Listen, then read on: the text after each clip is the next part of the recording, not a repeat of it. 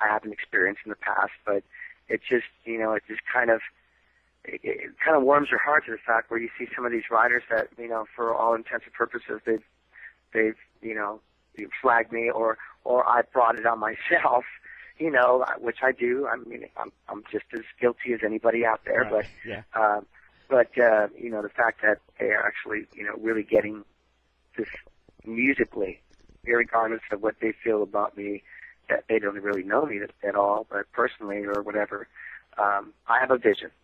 And sometimes people that have vision are flagged in the media or flagged by the public, but when it all comes out of the wash, hopefully, people will see like, wow, this guy, was instead of the things that they're saying, this guy's very intuitive. This guy's really trying to push what he feels, and trying to do hopefully the right things. I've done a lot of the wrong things for so many years, so things happen, and you just kind of carry on and try to deal with trying to move forward to do the right things, and that has to do with just trying to be a better person and stuff. Yeah.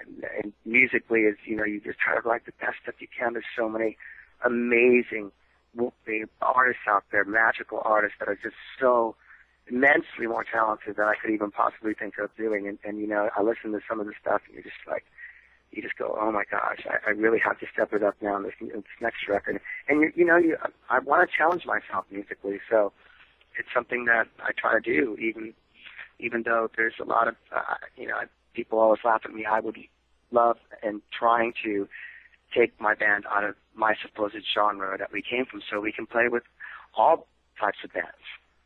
Where people are just like, gosh, musically, this thing, I really appreciate what this guy did as a musician. When I talk to the guys that come up to me in the street, I just go, don't listen to anybody. Just write great records. Work really hard on your music. Music first. All the other stuff, don't worry about that. Your friends that think you're crazy, internet, whatever, everybody has opinions, and that's the way it is. So write music that you feel is as strong as you possibly can. Put a great bunch of laughs together and make sure that you guys are in it for a certain reason. If you're in it just to play music and not to take it all over the place, great. But if you're in it to write something wonderful, work really hard at it. Yeah. I think I hear what you're saying, Mark. I think if you put your heart and soul into something like you obviously do the music, and then it's an extension of you. And if somebody comes and attacks you for that or is critical of that, if you don't kind of block that out, I think it's something that really can destroy you.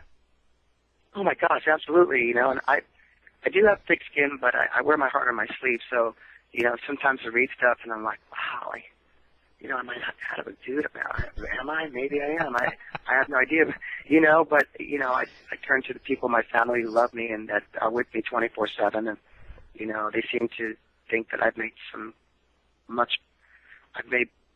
big strides in trying to change the person that I am. I don't believe in the whole fallacy of you can't teach an old dog new tricks. I do believe that you can teach an old bulldog brand new tricks. Yeah. So, and I really want to work with other artists. I'm working with other artists as we speak. I'm writing with other people.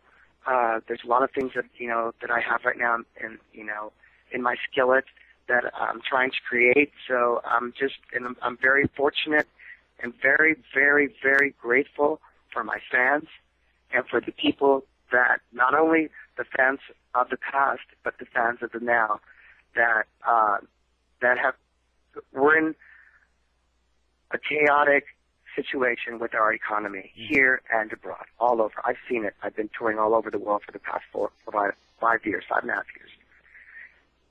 There's got to be a lot more empathy from musicians that are out there touring and say, at least thank you. Right. Because, I know how hard it is for you to come to pay for a show. So when you come to my show, I'm gonna give it everything I have. It's like it's my last show for you. Yeah. I don't. Go ahead. I'm sorry. No, go ahead. Go ahead. No, go ahead. No. I was just going to heap more praise on you. I'm sorry. I was going to say the last time I saw the BulletBoys was at Rocklahoma in '08, and I'm sure you probably remember that particular set because it was at least 250 degrees outside, it felt like, when you guys were up on stage. Absolutely. And that's what I was going to say. The live show is something that I think that every time I've seen the Bullet Boys, which I've seen your band 4 times now, Mark, every time I've seen them, it's always, and no problem, it's always been, a couple of times it's been in clubs, and then, of course, the last time was the big stage at Rocklahoma. Tell me a little bit about the live show and what you try to bring to the fans when you're out there on stage. I try to bring a Bruce Springsteen-like performance. There you go.